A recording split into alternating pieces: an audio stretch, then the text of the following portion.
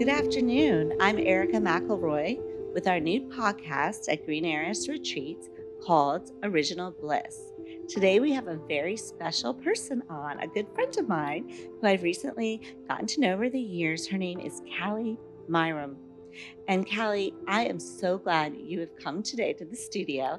I'm honored that you invited me. Thank you for being here. Heiress has played a huge role in my life over the last couple of years. So Wow, well, that means so much to me. Can you tell me exactly how it's meant so much to you? Well, Qigong for sure has just really added a lot of value to my life. And I love coming to the different sound healing sessions here. And, we both love Susan and coming to meet with Susan. So yeah, I just really love the space that you've created here. So thank you. Thank you, Callie. How did you originally come to know about Green Airs? What made you start in the first place?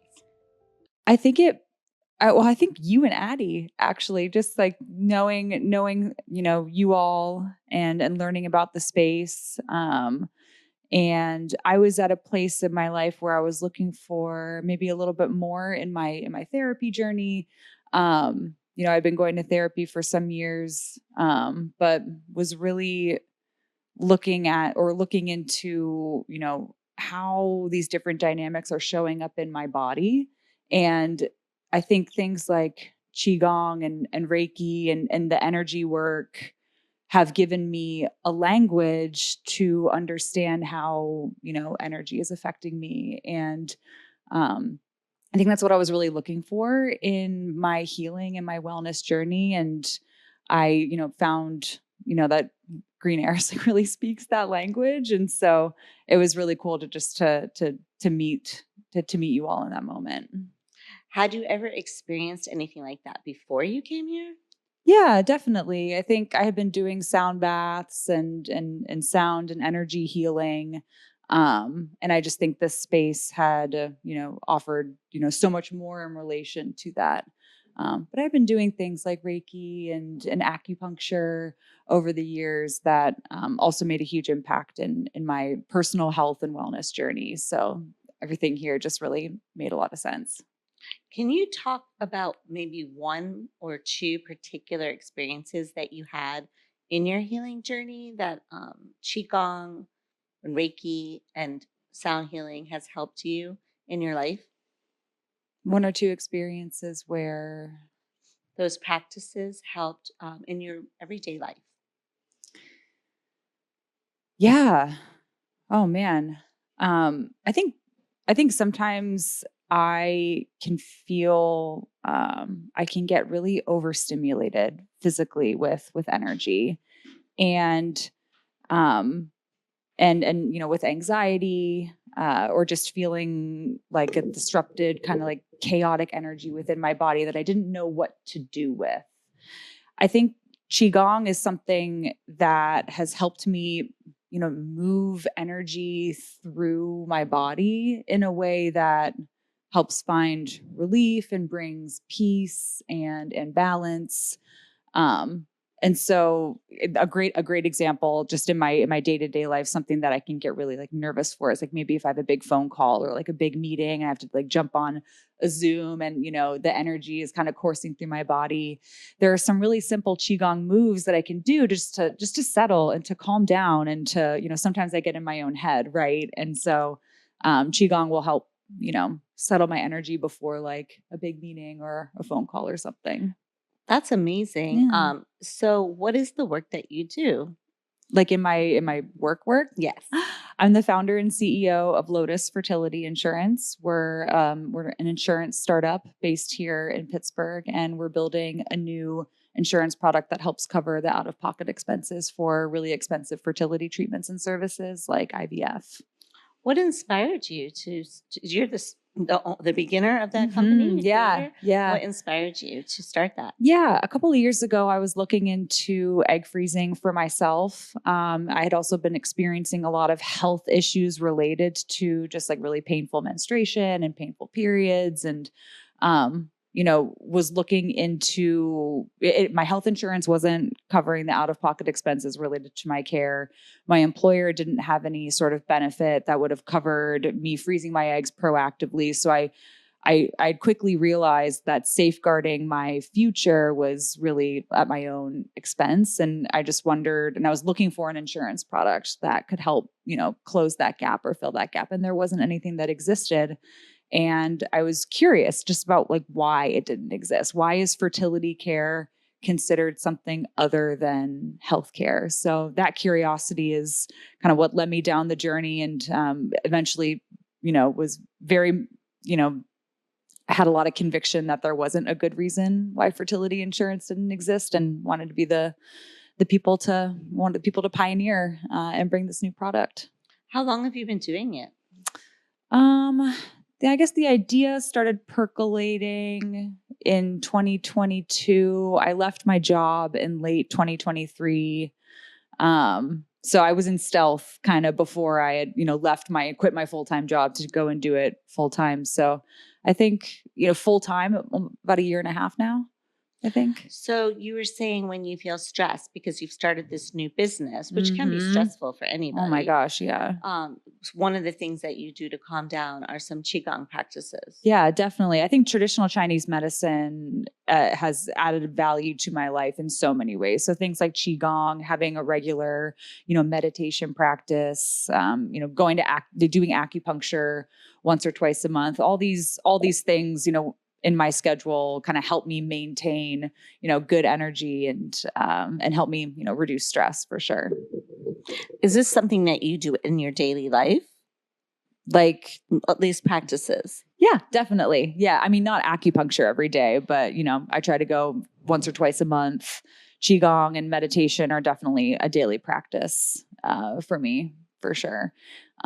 Waking up in the morning and just getting right and getting centered into the day. And that's not easy for me. Often, like, I wake up and, I'm already like thinking about like my to-do list and all the things that I need to do. And sometimes it's easy to forget to, center yourself and prepare for your day so that you can be the best version of yourself going into your, long to-do list. So these types of things, really help me get centered and grounded. That's amazing. So when you come to Green Heiress or you come to do holistic health practices, one of your focuses is to learn how it sounds like to center and ground, which is our beautiful principles of qigong. And it seems like that has helped you. Are there any other experiences that you've had in holistic health modalities that you'd like to share? I think sound baths and my body responds really well to sound and tuning forks. Oh. And I sometimes feel like walking away from a sound bath, like similarly to how I feel when I walk away from acupuncture, just in terms of the energetic cleanse or how restorative and how relaxing it can be. And so I love sound baths and sound journeys just for that kind of escape. And for that, really deep sense of rest and restoration. So it sounds like that's almost a different experience for you, whereas qigong sounds like it might help and ground you for working and centering you. It sounds like the sound baths do somewhat of a different kind. You have a different kind of relationship with that modality. Sounds like that's more like a deep relaxation for you, and kind of. Well, have you ever had any kind of like experience that's the opposite of grounding, where you feel like you were mentioning earlier to me something about astral projecting? Oh yeah, sometimes like, well, that's what I love about sound baths. Sometimes is like it's more of a passive experience where you lie there and you take it all in. Whereas qigong, there's movements, there's action involved, but in a sound bath, when it's just lying there, it can be really restorative, and it can feel like yoga nidra, where you're kind of in this in between state of awake, but this deep rest. And then sometimes, because I'm very visual, and I'll have visions. Sometimes I will astral project or feel like I go to another dimension entirely, just through sound or just by lying there. I'm not going anywhere, but in my mind, I go to different places.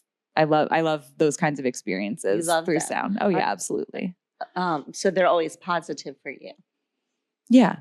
I would say so. Do you ever journal or write those down? Oh, definitely. Yeah. Journaling is a great morning exercise or morning practice that I'll have. It'll just be kind of like a stream of consciousness, just not making any sense, just like kind of how I'm feeling, what's impacting me in the moment, making little to-do lists of like, oh, this is on my mind.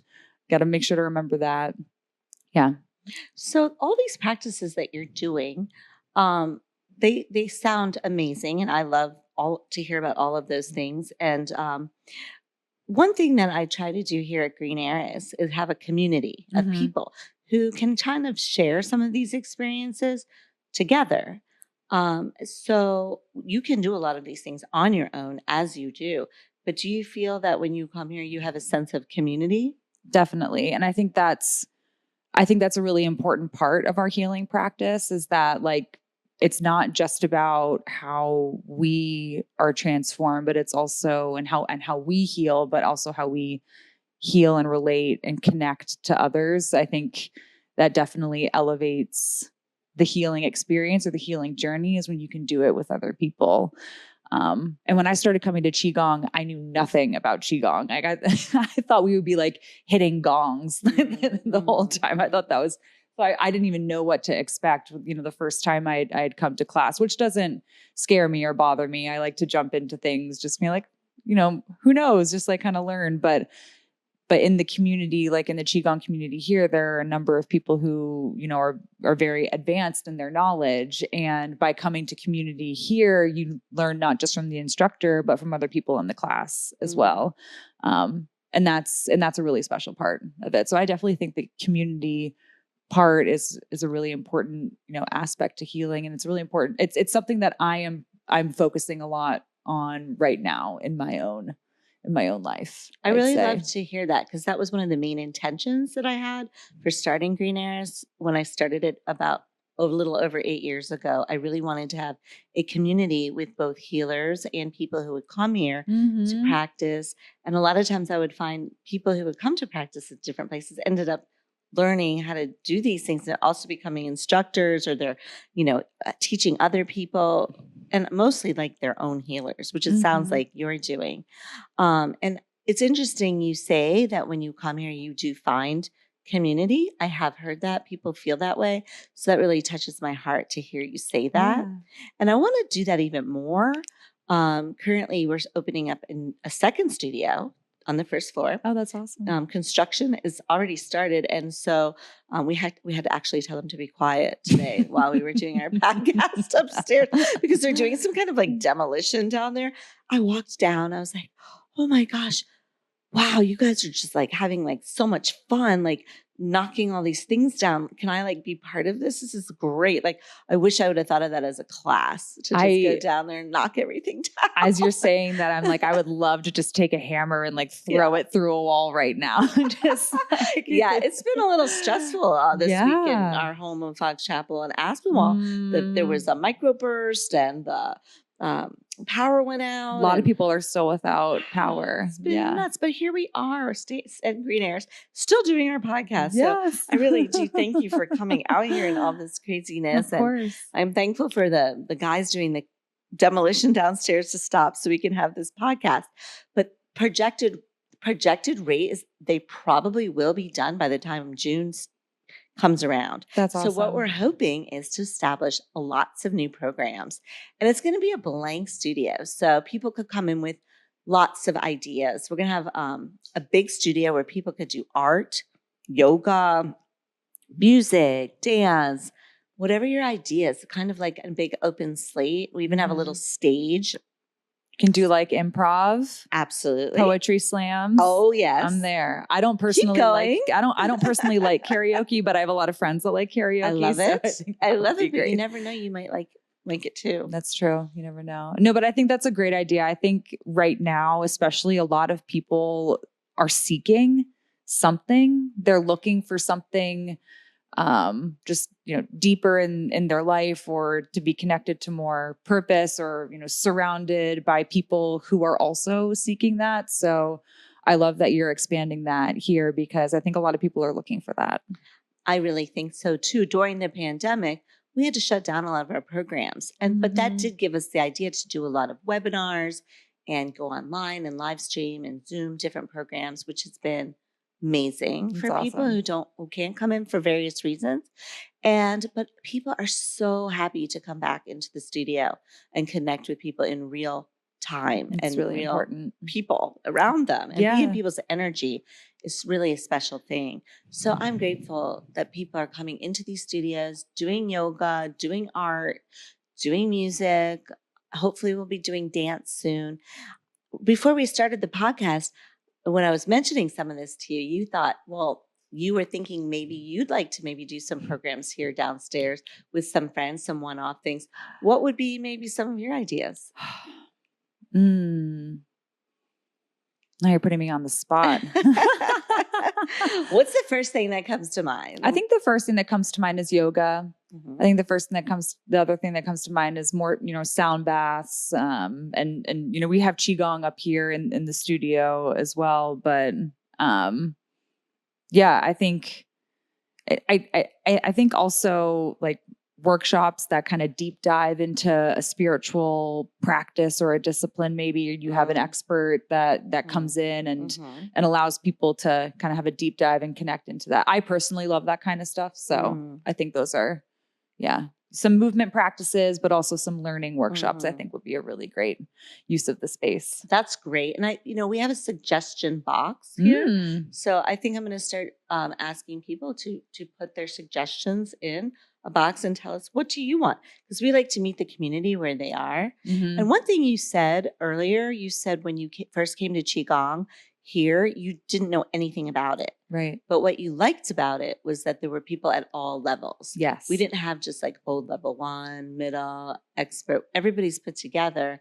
And it's my understanding that Dr. Susan Ambrose, our wonderful instructor, does that for a reason, to bring people all in so that there are teachers and students and everybody's learning together. And I do think it's a beautiful way to do it. So I'm happy that you've enjoyed that structure. And I also think she's going to continue to teach her classes on Monday evenings throughout the year. And it reflects, many of the seasons. And we want to actually start the summer off with Susan's class, and she can tell you more about it herself when she's on here. But we'd like to start off with her class to have a welcome back party, so that afterwards, hopefully in the new studio, we can have like break bread and share some food together, because that's always fun to do. Yeah. I think everybody likes food, right? For sure. Yeah. I'll see you there. I'll definitely be there. So we like food. We like talking. We like to talk about just about anything. You can talk about whatever you want at Green Heiress. When you walk around here, you could hear some pretty wild conversations. What have you experienced that, Callie? I definitely I think when I think of Qigong, for example, or when I'm learning a new language, I like to immerse myself, just jump right in. And I think Qigong and talking about, energy in the yin and yang way was a new language for me. But at the same time, it also gave me a language to understand something that I hadn't been able to put words to before. And so I think that was a really powerful experience that you don't know something, but then you realize that it is the way to understand something you've always known. That's beautiful. Yeah. That's a really beautiful way to look at it. Do you see yourself ever taking that language outside of the studio and seeing it in your everyday life? Like sharing that with people? Yeah, like I noticed for myself, being a Qigong student, that I tend to really see the yin and yang, out there in life. And I see myself saying that a lot. Yeah. But people say that very lightly, but it's like a very deep concept. Yeah, right? for sure. I think that a lot. I think if I think about at Lotus, in our business, I think one of the problems when it comes to why fertility is not often covered under health insurance, or why the healthcare system, fails to properly address fertility related issues has a number of reasons, but fertility has largely been seen as a women's health issue when it's actually an everyone issue. in cases of infertility cases, half of infertility cases are male factor.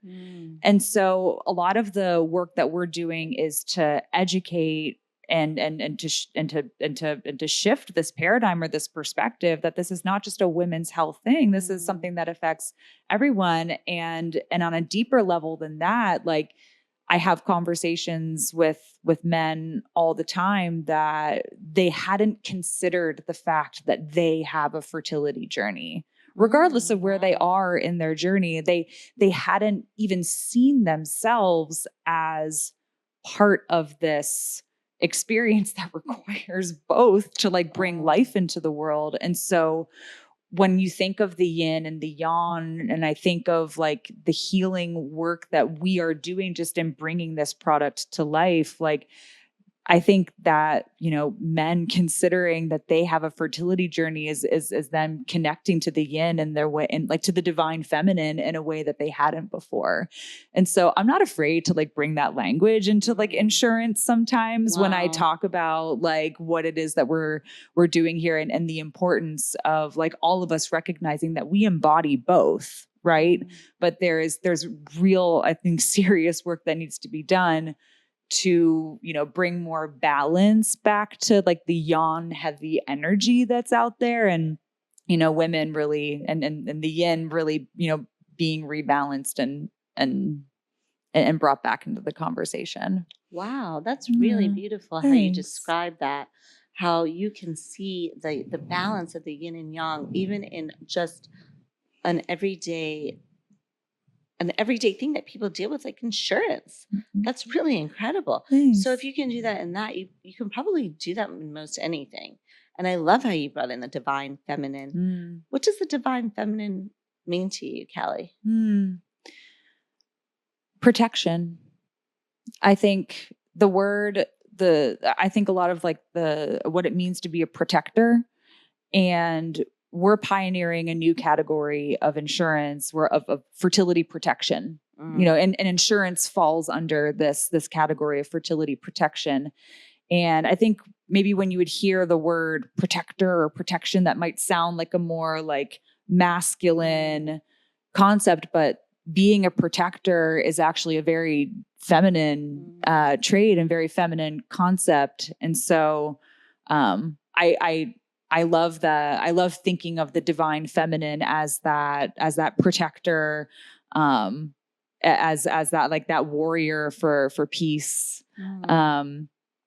Yeah. And I think we can all embody that. That's something that men can relate to as well, right? If you have this desire to protect or this urge to protect, is that, you know, the divine feminine in you. Yeah. That's so unique. Such a unique perspective that you bring here today. And I really, really do appreciate that. That's absolutely beautiful. Beautiful description. I think as you're talking, I can't help but think, I wish that more people in the workplace could learn these holistic practices on a deep level as you have studied, and bring that into their corporate spaces. Do you see a need for that in our culture? Absolutely. Actually, that's career-wise, that's where I was that's the path that I was going down in my career when I was working in management consulting, before I like to say I lovingly got distracted by fertility insurance. But I was seeing opportunities to bring in simple mindfulness interventions even into the regular mundane daily work that our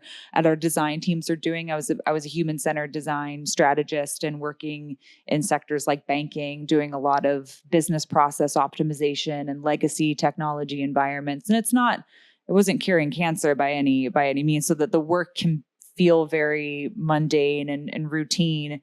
But I, you know, with my teams at the time, we were starting to incorporate very simple mindfulness interventions, like, you know, simple breath work before a brainstorming exercise. And it was really awesome to see how much that started to shift the way people would just show up to their day and to their work, and you know, and integrate that into their life. I think especially when it comes to anyone who's doing the work of trying to solve our most complex problems, whether you're starting a business or you're trying to build a new insurance product, or maybe you just might be a cog in the corporate machine and you're like, what can I do here?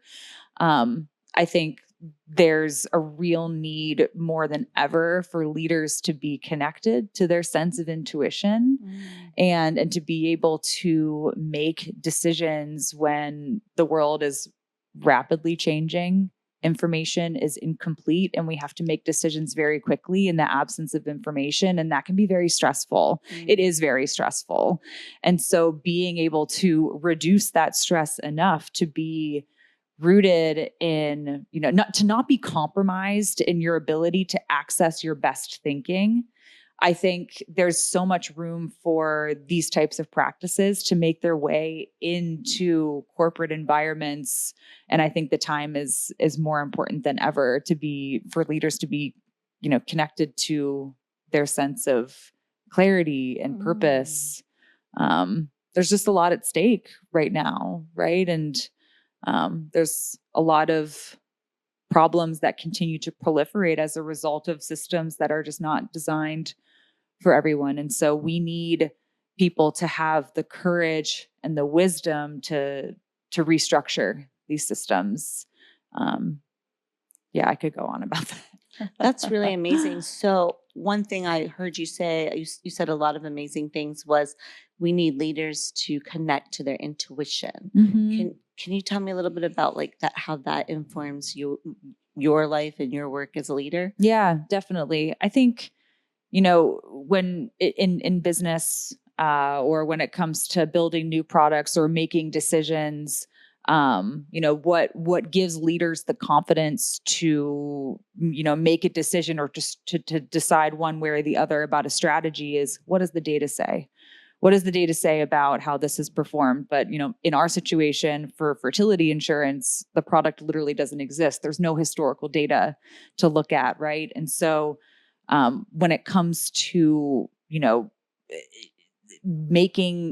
having to make decisions in the absence of information, I think requires another level of accessing your intuition about how do you mitigate the risk of something where, the outcome is uncertain. And so I think in the absence of data, we make assumptions too. And so we need to calibrate our decision-making, our risk-taking with, in the absence of data with a deeper sense of connectedness and clarity. And, I say intuition. Could you give me an example of sometime that you did that? Oh my God. Where you had to make a very strategic decision, but you didn't have the data and you just really had to go within and rely on that intuition. Yeah. I mean, I think especially a lot in this journey, before early on, we had worked with an actuary to build a proof of concept, like a financial model or a data model for our product. But, before we even had that, there was a lot of my intuition was definitely telling me that something was there. Okay. Right. Like, and that, it even when I would talk to, cause I didn't come from insurance, I didn't come from healthcare. Right. And so like I had, but when I had this idea, like, why can't fertility insurance exist? I would, go and talk to people, go talk to leaders, go talk to executives or, experts in the space. And all I heard was why it wouldn't work. But I had the conviction that I was like, these answers aren't good enough. And so I think that like my intuition, that I didn't like take their word for it and just like abandon the journey. Like my intuition kept me going to pursue like, what's that next level of information that we can get to prove that there's some certainty here. Did you ever have any doubt or obstacles along the way that you dealt with? Yeah, definitely. I mean, when you're building something new and it doesn't exist, there's a lot of resistance to new ideas, but that's also how you know that you're on the right path is when you're when you're meeting that resistance. I I think there's a lot of reasons why, people would say fertility insurance can't exist or shouldn't exist, or why it wasn't possible. Um, but that has more to do with misunderstandings and misconceptions about fertility, and it's not based in facts. It's not based in truth. It's based on assumptions, and it's based on bias. And so we had to really, uncover that. What are some of your benchmarks where you look back on your path and your journey and you say, boy, I was there a year ago, and boy, look at how much I've transformed where I am here today. Do you have any of those aha type Oh moments? my gosh. Yeah, I think about this all the time where, certain things that would, I used to put, I put a lot of pressure on myself when it comes to a presentation or a meeting, and wanting to, make sure that the information is presented perfectly or clearly, or that our deck looks, our PowerPoint decks look, perfect, and that we meet the mark. And, that perfectionism will just also drive a lot of anxiety.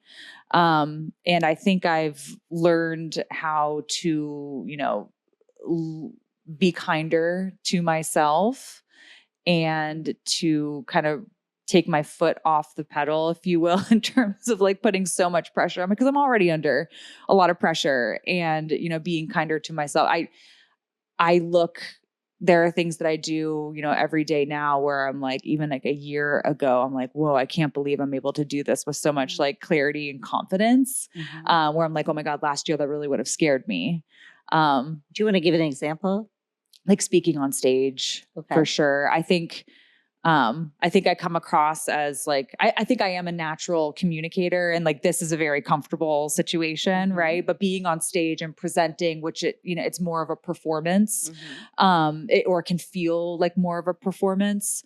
I get a lot of stage fright. And so, but I've realized that the more practice you put into it, and just by doing it more, it's like a muscle that you strengthen over time, and you build that resilience. So definitely when it comes to public speaking, and even board meetings with an investor, right? Like these, as we continue to progress on in our journey, and more responsibility comes in, that level of anxiety will like start to pick back up again. But then I know, like, the more I do things, the more I just try things, and like not be afraid to like have it not be perfect.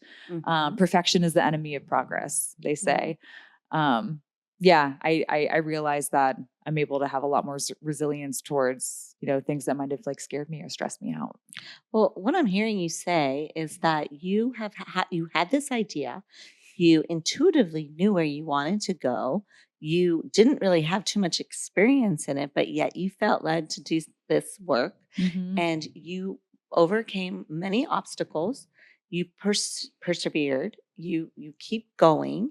You use your holistic health practices to help you in this process to navigate your fears and your obstacles, and you're coming out where it sounds like your vision wanted you to go. Is that, am I understanding correctly? Yeah, I think so. I think when it comes to Lotus and fertility insurance, the way I like to describe it is like, this isn't something that like Callie came up with. Like, I believe this is something that I received. Like I do talk about this in very spiritual terms, because I do believe that this is something that, that I received, and I feel a sense of like an obedience to the call, Wow. if you will. In terms of how, and that belief has, I think, has served me really well, because like the level of conviction that I have about what I'm doing is in my soul, it's in my bones. And on the days when things were just so hard, or if it was so stressful, like when we were fundraising, for example, you know, at the time we were, pre-revenue, pre-product, you had 2 female founders in an environment where less than 2% of VC funding goes towards female-led founders, even in women's health, fields. You look at all the data, you look at all the facts, and you realize everything is really stacked against me. But in that moment, like, it was almost as though like I could see my ancestors or, my grandparents who have passed on, like just there, cheering me on, but also saying like, you didn't come this far just to come this far. Mm. And I think like if you're building something and you're chasing it for the wrong reasons on the really hard days, it's going to be a lot easier to abandon that path because that level of conviction is not so deep in your bones. And so I do talk about it in a very spiritual sense because like there's nothing that's going to make me abandon this path. This is what I'm here to do. And that level of conviction is so deep, and that passion and purpose is really what's driving. It's not like, oh, here's a market opportunity or a business opportunity that I'm going to go and pursue. No, I never wanted to go into insurance. What? I never thought I would have done this. That's incredible. What was the original call like for you? The original call? Yeah, to do this. I remember I was pacing around in my apartment one day, and I can't remember what music was playing, but like when I'm thinking through things or if I'm like kind of having conversations with my guides and just kind of pacing around my apartment, I remember when it just like it hit me like a ton of bricks that it was just like fertility insurance is like it is what you're supposed, because I was working through this idea. My great grandfather was also he was also in insurance, and I had felt him kind of in my I felt he had really kind of entered into my spiritual life, or was guiding me and was preparing me for something, but I didn't think it was insurance. And so I was pacing around my apartment, just thinking about things, kind of having a conversation with him when it struck me that the fertility insurance was possible and there was a gap to fill. And I think I knew that, but I think there was no sense of doubt or questioning that I was the one that was meant to do it. Wow. And how long ago was that? Maybe 3 years ago. Wow. Yeah. You've moved quickly. Yeah. Yeah. I don't like to sit around. I'm very impatient.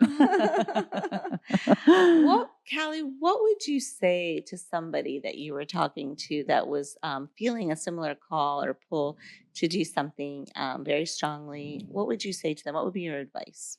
I guess it depends on what their question is, because sometimes it has to do with like, how do I might be in a job now, but I have this other thing that I want to do. And like when people ask me this question, it sometimes is around like, how did you know when it was the right time to like leave your job, like make that leap and take that, initial leap? Because I guess it was easy, kind of doing it in stealth while you still have the comfort of your paycheck, while you still have the comfort, of your corporate job. I guess this is related to somebody who's in that kind of position. But, for me, it was like when it becomes this thing where like, you can't not do this every day, or if you're in a job where you're supposed to be doing something else, and it's just like, oh my gosh, I have to, like, I can't do this one more day. I think that's a point where, I had gotten to that point, and, but I'd also planned for it as well. You gotta, if you're going to leave your job and start something new, and, what's your safety net? You got to be, got to have some sort of, plan behind it, how you're going to get from A to B. Sure, there's a lot of like faith. You got to take a leap, and nothing's going to be perfect. But having a plan, so that like when you hit that moment of like, I got to get out of this, I have to be doing this, like you can move there without friction. What do you think the future brings for you, Callie, in your work? Well, I cannot wait to make insurance commercials. I say, I say that jokingly, but like also very serious. Like what I see the future of fertility insurance, like until Jake from State Farm is saying that you can bundle your home, auto, and fertility, like my job is not done. I want fertility insurance to be as prevalent and as commonplace as home and auto insurance. And so I see the future, being like that. And, I love insurance commercials. I have a lot of ideas for fertility insurance commercials that we Do you can want to make. be in the commercial? No, Oh, we have a mascot, what's your mascot? fertility fairy. Oh, what does that fertility fairy look like? I'm not sure yet, but she doesn't exist yet, but we're manifesting her. But yeah, I think she's like, when I think fertility fairy, I think somebody like Zendaya like vibes. Okay, She's very okay. empowering. And does she have Yeah. wings? Yes, and all of definitely. that? Wand? And a wand, absolutely. Got it. Yeah. I love fairies. Yeah, good. So do you believe in fairies? I think so. Yeah, Yeah. definitely. Awesome. You're in the right place then. I know. That's why I like talking to you about this kind of stuff, because we go everywhere. I love fairies. Yeah. So finally, I do have one final question for you, and it's been such a delight talking to you today, Same. Callie, as always. Thank you. I enjoy our conversations. What does the words original bliss mean to you? Original bliss. Yeah, because that's the name of our podcast. Original bliss. I think it means, to me, it means something that the bliss that exists within you individually, that exists within us individually, that we are able to cultivate on our own. Like, and that it looks original to each individual as to what that looks like. That is absolutely beautiful. Thanks. It's been such a delight talking to you today, Callie. Thank you so much for coming here. Thanks, and Erica. I look forward to seeing you at the next Qigong class. Thanks, Erica. Thank Can't wait. you. Okay.